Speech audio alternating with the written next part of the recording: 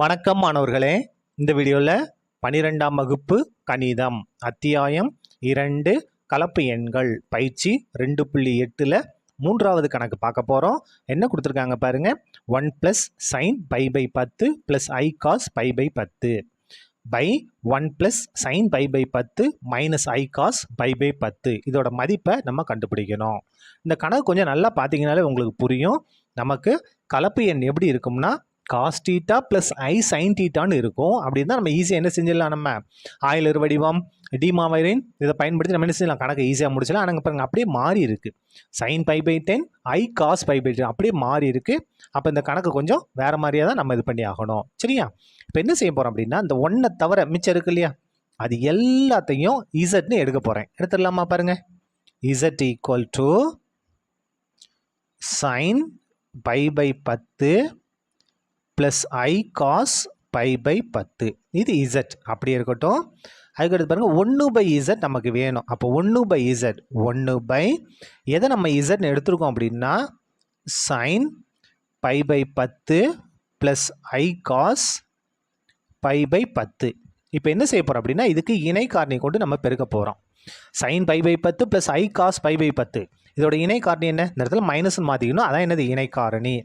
அப்போது sin π/10 - i cos π/10 divided by அதே தான் sin π/10 - i cos π/10 முடிச்சிட்டோமா?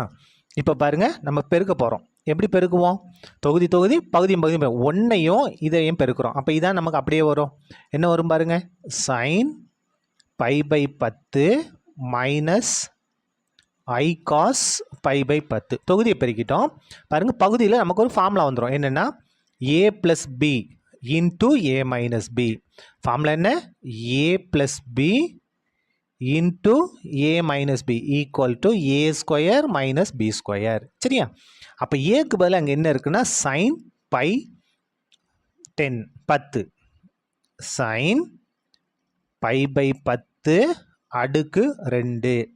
அதுக்கடுத்து ஃபார்முலா இருக்கிற மைனஸ் பிக்கு பதில் என்ன இருக்குப்பாங்க, i இல்லையா, i cos π/10 அடுக்கு 2.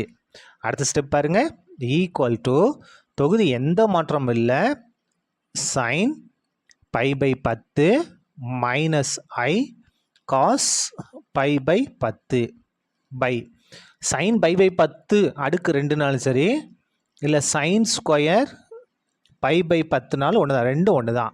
அதுக்கடுத்து பாருங்கள், நம்ம இந்த ஐயை ஸ்கொயர் பண்ணுவோம். இந்த ஸ்கொயர் வந்து ஐக்கும் பொதுவும் இந்த காசுக்கும் பொதுவும். அப்போ ஐயை ஸ்கொயர் பண்ணுவோம். ஐ ஸ்கொயரோட மதிப்பு -1, இங்கே ஒரு மைனஸ் இருக்குது. அப்போ +1 மாறிடும். +1 ஒன்றையும் இதையும் பெருக்க என்ன வரும், இதான் வரும். அப்போ இந்த இடத்துல காஸ் ஸ்கொயர் பண்ணுவோம், காஸ் ஸ்கொயர் π/10. இந்த இடம் சொல்கிறது புரியுதா பாருங்கள். ஐ இருக்குது, ஐயை ஸ்கொயர் பண்ணுவோம், என்ன வரும், -1. இங்கே ஏற்கனவே ஒரு மைனஸ் இருக்குது. அப்போ +1ன்னு மாறிடும். நீங்கள் இந்த இடத்துல 1 போட்டுக்கிட்டாலும் தப்பு கிடையாது. அதுக்கு அடுத்தது காஸ் π/10 ஸ்கொயர் பண்ணால் காஸ் ஸ்கொயர் π/10. இப்போ பாருங்கள், தொகுதியில் எந்த மாற்றமும் இல்லை. ஈக்குவல் டு என்ன வரும், sin π/10 - i cos π/10 பை பாருங்கள் sin ஸ்கொயர் θ + cos ஸ்கொயர் θ. θக்கு பதில் அங்கே π/10, இங்கே π/10 இருக்குது. அப்போ sin ஸ்கொயர் θ + cos θ அதோட மதிப்பு 1. இப்போ பாருங்கள், அப்போ 1/z மதிப்பு என்ன, sin π/10 + i cos π/10. சரியா? இப்போ பாருங்கள், அடுத்தது இப்போ கொஷினுக்கு போயிடலாமா? கொஷினில் நம்ம என்ன எழுதியிருக்கோம் பாருங்கள், 1 + sin π/10 + i cos π/10 by 1 + sin π/10 - i cos π/10. இதுக்கு அடுக்கு என்ன இருக்குன்னா 10 இருக்குது. இதை தான் நம்ம சுருக்கணும். ஈக்குவல் டு இப்போ இந்த 1 அப்படியே வந்துடும். 1 ப்ளஸ் இந்த முழு மதிப்பையும் நம்ம என்ன எடுத்துருக்கோம், இசட்னு எடுத்துருக்கோம். பை இந்த 1 அப்படியே வந்துடும். இந்த இது பாருங்க sine pi by 10 minus I cos pi by 10 இதோட மதிப்பு என்ன 1 பை இசட். அப்போ இதுக்கு பதிலாக நம்ம என்ன மாற்றிக்கலாம் 1 பை இசட் மாற்றிக்கலாம். இதுக்கு அடுக்கு என்ன இருக்குது பாருங்க 10 இருக்குது. ஈக்குவல் டு தொகுதியில் இருக்கக்கூடிய 1 ப்ளஸ் இசட் எந்த மாற்றமும் இல்லை. இந்த பகுதியில் பாருங்கள் பின்னம் இருக்கா, அப்போ இதை நம்ம குறுக்கு பெருக்கல் எடுக்க போகிறோம். பாருங்கள் 1 இசட்டையும் பெருக்குனா இசட்டு குறுக்க 1 இசட்டையும் பெருக்குனா இசட்டு ப்ளஸ் 1 பெருக்குனா 1. இதுக்கு அடுக்கு என்ன இருக்குது 10 இருக்குது. ஈக்குவல் டு இப்போ பாருங்கள் 1 ப்ளஸ் இசட் எந்த மாற்றமும் இல்லை பெருக்கல். இந்த வகுத்தில் பெருக்கலை மாற்றியாச்சு. அப்போ கீழே இருக்க பின்ன தலைகீழ மாறும். இசட் பை இசட் ப்ளஸ் 1 அடுக்கு 10. இந்த இடத்துல பாருங்கள் 1 ப்ளஸ் இசட்னாலும் இசட் ப்ளஸ் 1நாலும் 2 1 தான். அப்போ இது கேன்சல் ஆயிரும். அப்போ மிச்சம் என்ன இருக்குது பாருங்கள் இசட்டின் அடுக்கு 10. இசட்டின் அடுக்கு 10. இந்த இசட் மட்டும்தான் இருக்குது, இதுக்கு அடுக்கு 10 இருக்குது, அது அப்படியே வந்துடும். இந்த இசட்டோட மதிப்பை நம்ம என்னன்னு எடுத்துருக்கோம் அப்படின்னா sine pi by 10 plus i cos pi by 10ன்னு எடுத்திருக்கோம். இந்த இசட்டோட மதிப்பு கணக்கில் ஆரம்பத்தில் எடுத்திருக்கோம். இதுக்கு அடுக்கு என்ன அப்படின்னா 10. இந்த 10 நம்ம உள்ளே கொண்டு வர முடியாது. ஏன் அப்படின்னா இங்கே என்ன இருக்கு பாருங்க சைன் ப்ளஸ் ஐ காசுன்னு இருக்குது. இங்கே காஸ் ப்ளஸ் ஐ சைனாக நம்ம இந்த 10 உள்ளே கொண்டு வந்தோம். எதை பயன்படுத்தி டி மாய்வரின் தேற்றத்தை பயன்படுத்தி நம்ம கொண்டு வந்தோம். இப்போ நம்ம கொண்டு வர முடியாது. அப்போ இந்த இடத்துல என்ன செய்யணும் அப்படின்னா காசு வர மாதிரி நம்ம எழுதலாம். அப்போது சைன் தீட்டாவை நம்ம எப்படி எழுதுவோம் sin theta equal to cos 90 minus theta இப்படி எழுதுவோமா, இப்படி தானே எழுதுவோம். அப்போ 90 அப்படின்னா பை பை 2. அப்போது cos pi by 2 minus theta.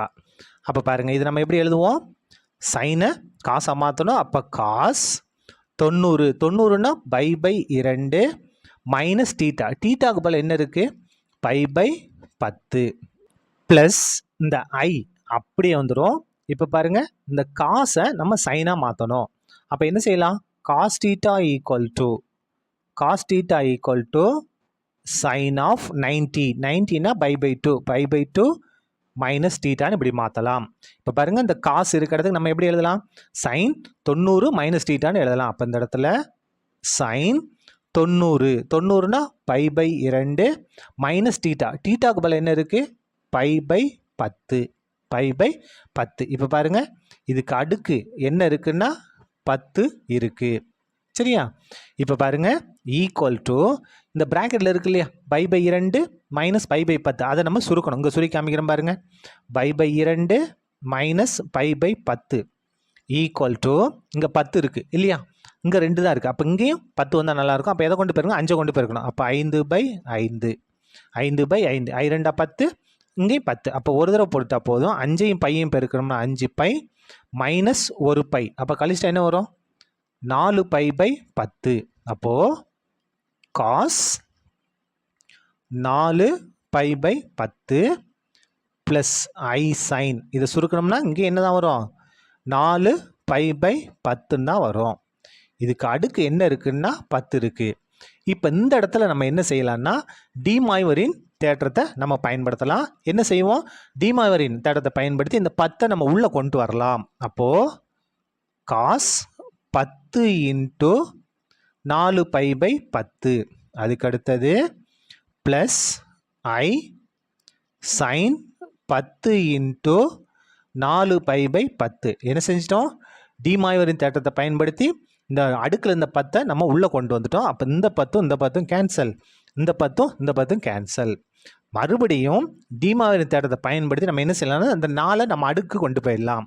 D மாய்வரின் தேற்றம் என்ன பாருங்கள் cos theta plus I sine theta அடுக்கு n equal to cos n theta plus I sine n theta. இதுதான் டி மாய்வரின் தேற்றம்.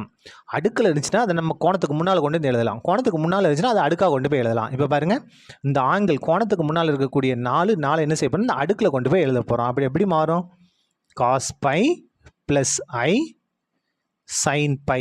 இதுக்கு அடுக்கு வந்து என்ன ஆயிரும் இந்த 4 இருக்கு இல்லையா இந்த 4 இங்கே அடுக்காக மாறிவிடும். அடுத்த ஸ்டெப் பாருங்கள் equal to cos pi. Cos பையோட மதிப்பு -1 ப்ளஸ் ஐ அப்படியே வந்துடும். சைன் பையோட மதிப்பு 0. இதோட அடுக்கு என்ன இருக்குது? 4 இருக்குது. ஈக்குவல் டு -1 அப்படியே வந்துடும். இப்போ பாருங்கள், ஐயவும் 0 இப்போ இருக்குண்ணா 0.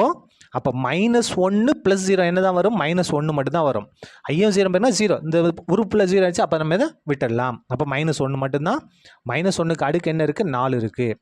-1 4 தடவை எழுதி பெருக்க வரும். -1 பெருக்கல் -1 பெருக்கல் -1 பெருக்கல் -1.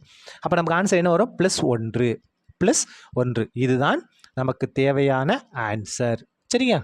அவ்வளோதான். இந்த கணக்கு முடிந்தது. நன்றி.